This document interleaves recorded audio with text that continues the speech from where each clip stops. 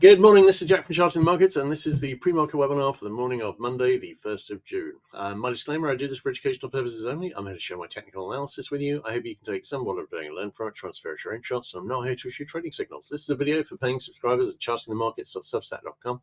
It's published on YouTube after a delay of 24 hours. All right, it's been an interesting morning. One thing we've seen over the last few weeks is whenever we've had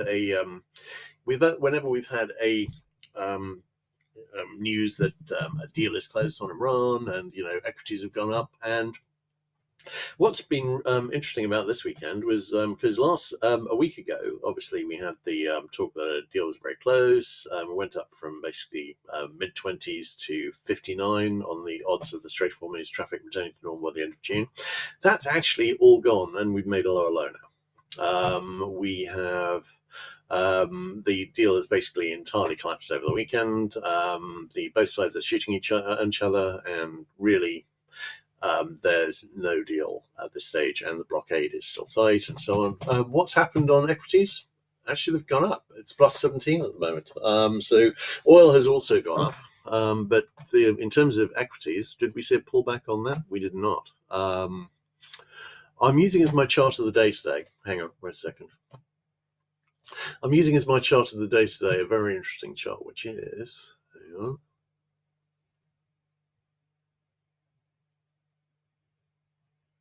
All right, this is a chart of SPX versus this is the SPX without AI, and this is the SPX with AI. And obviously, we're making new highs with real confidence in SPX with AI. And here on SPX without AI, we're coming into we're getting fairly close to a retest of the all-time highs that were made in February. This is remarkable, but it also shows you the degree to which this current move up in equities is all AI. So, I mean, that's not to say we haven't seen a decent rally on the rest. We've come back in for a high retest. But this is most of what we are seeing here is AI. So the question is, how long can that last?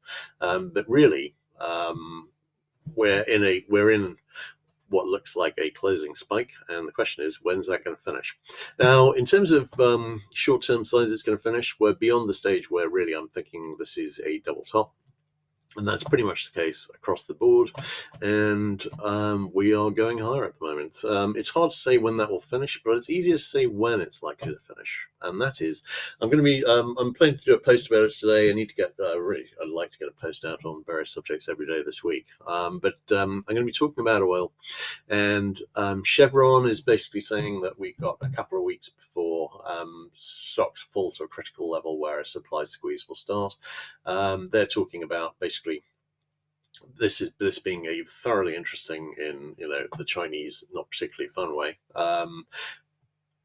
months June and July where this all settles down. And to be honest, as I was pointing out in the post a couple of weeks ago, really the Strait of Hormuz and the Iran war, etc., is largely irrelevant at this stage. We're likely to see that supply squeeze anyway, because the Strait of Hormuz has been closed for so long, and because it's going to take a while for things to get back to normal. They're thinking 6 months to a year.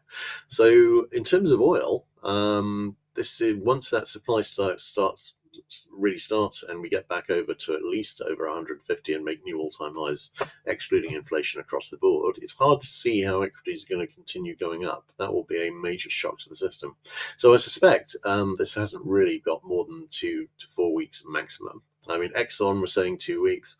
IEA is saying that stocks are at levels which are very, very, not seen in decades, and that they are obviously dropping rapidly. We've been mopping up a large excess, and we're coming to the end of it. So in terms of timing, this can't really last more than another month at maximum. And in terms of oil, it's 2 or 3 weeks, it seems. Even though China has obviously cut their purchases by about 2 million barrels a day, that this cannot go for much longer. Can this go on short term for another couple of weeks? Yeah, it could. We will see. We don't have any strong reason to think that it's about to fall. We've got some nice daily sell signals, but in terms of the trend lines, I was thinking that they might stop at, and I'll come to those, but they broke up on Friday. We will see how that goes. We haven't got any meaningful negative divergence on ES. We haven't got any on NQ. Both of these are beyond reasonable double top area. RTY isn't. I think this looks like a little bullish flag, so we're likely to retest this high here, but this could still be a double top.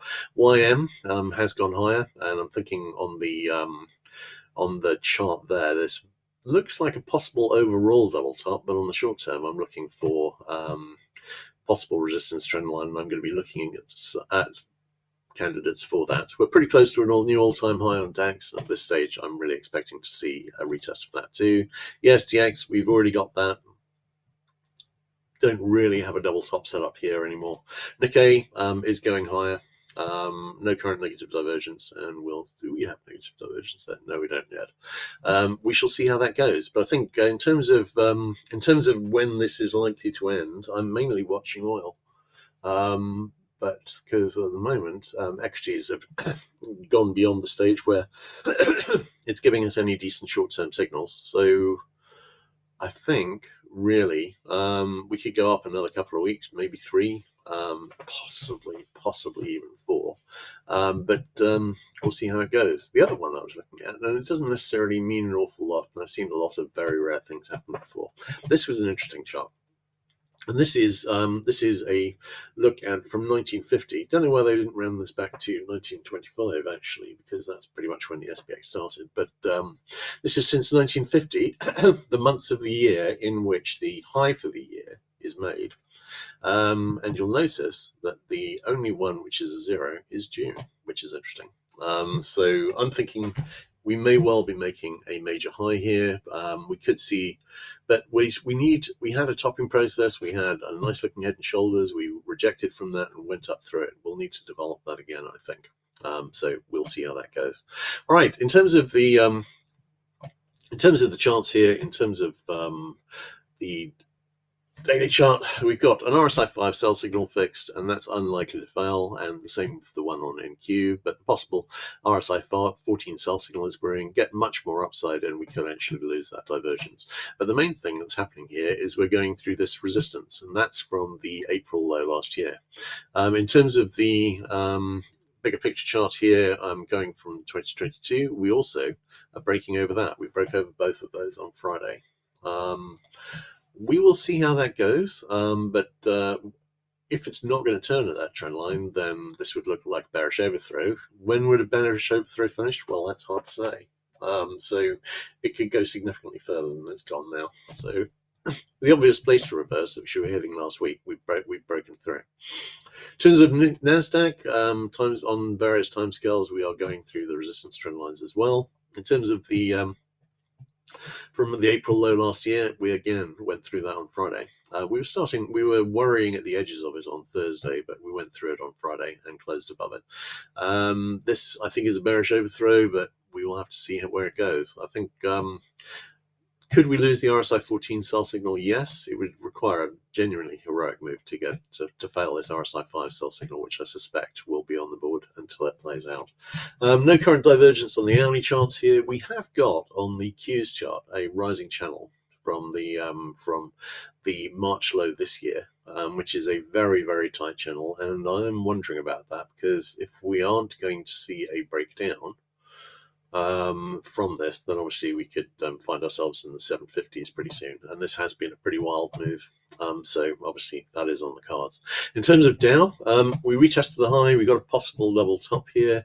In terms of the short term, I am watching for a potential wedge resistance to form here. We've got a few options here. My favorite one would probably be, wait a second, but when you go through a level and when you start breaking through patterns, it's on various timescales, of course, but on the shorter term one, I'm looking for a potential resistance trend line to form, and I'm thinking I don't have a good level for that yet, but I will be looking.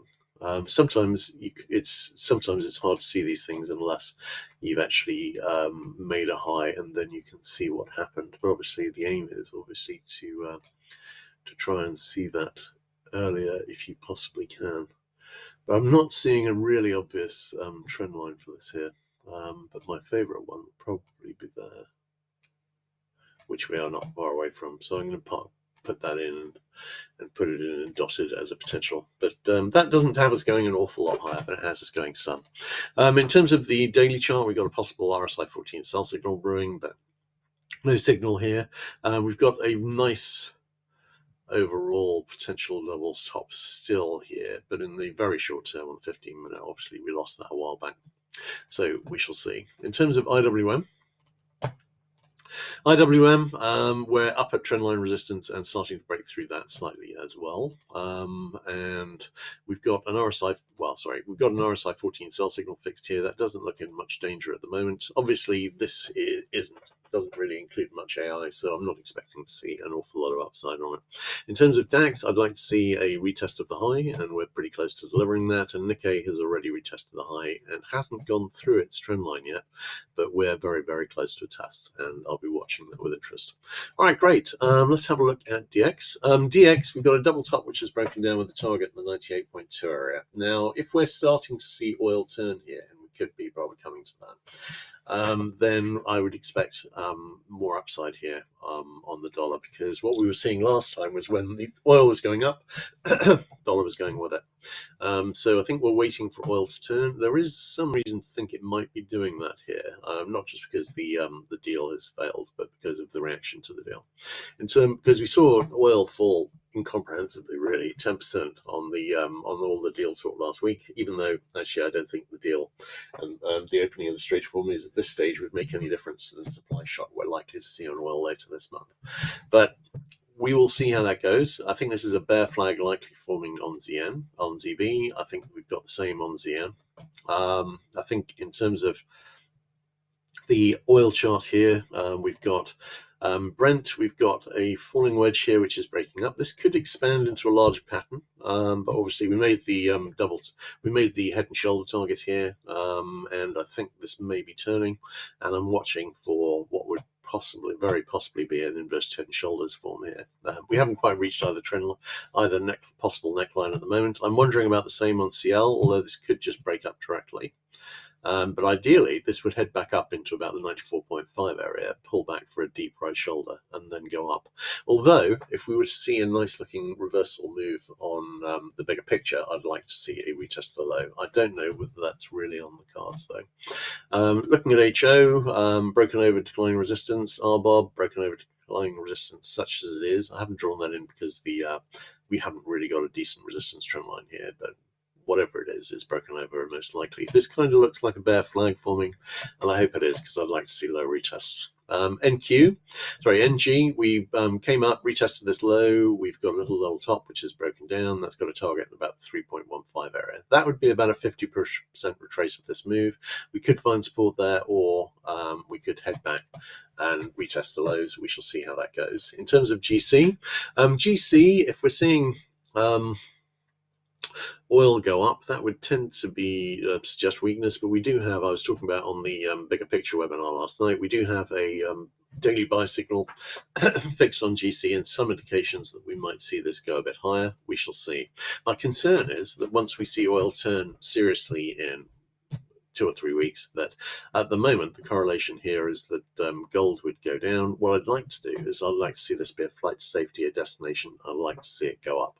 At the moment, overall, this looks like a bull flag. I am expecting to see a retest of the all-time high on gold, and honestly, I'm not really expecting to see it stop there. Possible double bottom set up here on SI, on palladium, possible bottoming action, platinum. Not really seeing anything particularly looking like a bottom forming here. On HG, I'm still wondering about a possible retest of this high. The further we see equities go up, the more likely we are to see a retest of this high. We should form a nice nested double top. In terms of the other commodities, KC, we've got what looks like a move, bear flag move, breaking down into a retest this low here, and in the 26250 area, and I'm expecting to see that deliver. On SB, This triangle broke down, and we could be forming a larger pattern here, but I'm leaning towards seeing, in the absence of any strong evidence of that, I'm still expecting to see a retest this low here, just under 13.4. On CC, wondering about a breakdown towards the 3,500 area, where we've already got a head and shoulder target. Lumber, I think this is just trading sideways, so we see a top on equities, which could be a couple of weeks away. On CT, we are breaking up and potentially bottoming from this pullback, which I think is to do with the straight four moves. On wheat, haven't broken up yet, but I'm thinking these all look like bullish consolidations on the bigger picture, given what's happening on straight four moves and where we're standing on fertilizer. And the same applies to soy. ZL has already gone back to a new high. Live cattle, I'm wondering whether we're forming a right shoulder on head and shoulders. If so, that could break down at any time, but the right shoulder high would be in about the 247.5 area. On HE, we've got a nice looking potential little level bottom here, and we've got a 60-minute buy signal fix. I'm thinking we might see this little level bottom breakout, but this wouldn't be a large reversal, it would just be a rally. All right, great. Let's have a quick look at questions. All right, I think that's a wrap. So, all right, everyone take care. We will see on equities. I'm waiting for setups and signals here. I'm not seeing much sign of that, and historically, today and tomorrow are bullish. I think we just let this blow itself out. We are not, well, I think, as I said, looking at oil, I've been reading a lot, I've been watching a lot. I think it's got 2 or 3 weeks.